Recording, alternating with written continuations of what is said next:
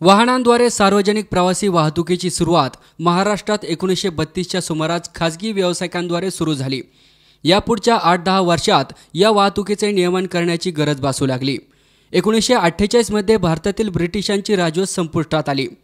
स्वतंत्र भारताच्या मुंबई प्रांतात 1948 मध्ये Bombay state road transport corporation या नावाने प्रवासी वाहतूक करण्यासाठी सरकारी कंपनी स्थापन करण्यात येऊन प्रवाशांच्या सार्वजनिक वाहतुकीचा एकाधिकार या कंपनीला बहाल करण्यात आला आहे। BSRTC पहिली बस 1 जून इसवी सन 1948 या दिवशी पुणे ते अहमदनगर या मार्गावर धावली। या गोष्टीला आज 68 वर्ष पूर्ण झालेत। त्यानिमित्त माननीय परिवहन मंत्री दिवाकर रावते यांनी संपूर्ण महाराष्ट्रात 68वा वर्धापन दिन उत्साहात साजरा करण्याचे आदेश दिलेत।